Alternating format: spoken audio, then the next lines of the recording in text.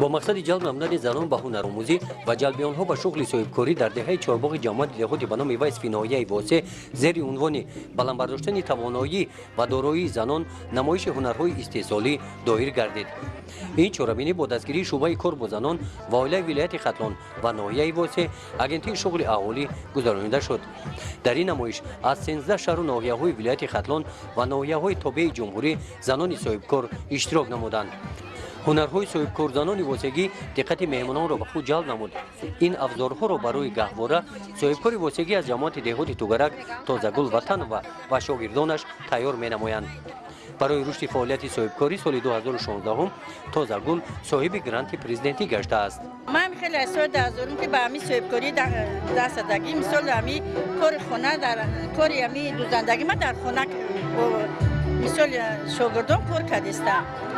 مو خیلی به دستگیری همین حکومت مثال به دستگیری جامعات و دستگیری همین کارگران مثال خیلی کارمون پیش بردیم به یاردمی همین خیلی که اول راست گپ خینی قطعی بود که مثال یک کده تکار میکرده مثال حاضر برمون بسیار شده میبریم مثال در کلوب در واسه در همه جا می تقسیم میکنیم و با سودا میکنن 6-7 نفر دوزنده دارم همسایه زنکایی که بیکارن هم زنکار هم خیلی وردن که صاحب کار شوند مثال یگان چی یاد بگیرن کار کنن ما گراند پرزیدنتی مثال گرفتیم مثال 10,000 گراند پرزیدنت گرفتیم هم گراند نمی مثال ما دامه که قطعی کار میکنن همواره اویله که مثال بغلتر مثال همایو جدا کردگیم که مثال همی کار پیش بریم.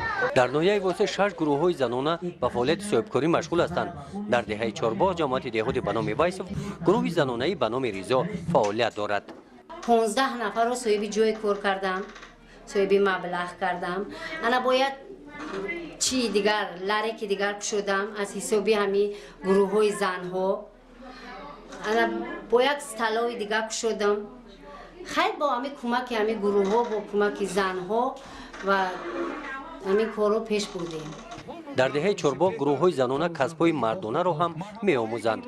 دوام 2 ماهی تحصیل این دختران تعمیر تلفن موبیلی را از خود نموده استاد تیار شدند.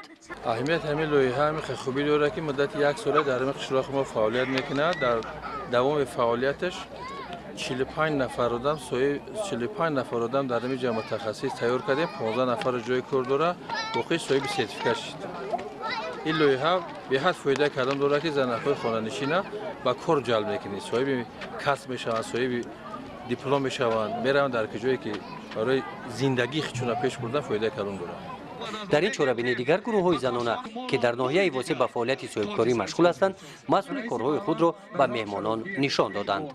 لایحه ما از ماه ینوار 2012 این جانب راه اندازی شده ایستاده است در 17 ناحیه‌های ولایت ختلان و 3 ناحیه تابع جمهور.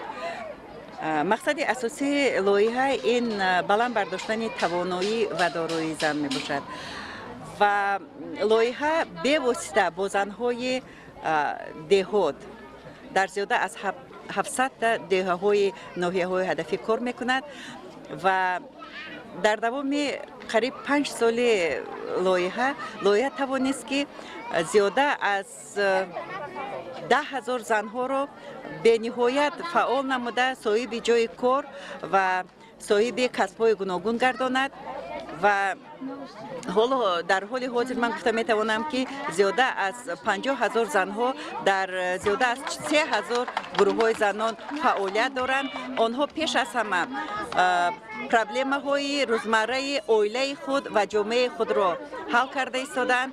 پرابلم‌های خانش کودکان را، پرابلم‌های سالمی جامعه را با واسطه سفربر کردن جامعه به مسائل مبرم روز و جلب کردن جامعه به مسائل مبرم روز حل کرده ایستادند. در جنبست چهاربینی به نفرانی که کورس‌های کوتاه مدت هنرآموزی را ختم نمودند با آنها شهادتنامه ختم سپرده شد. گزارش خواجه نظریف خدای نظر ظهور از ناحیه واسه برای برنامه اطلاعاتی نوید.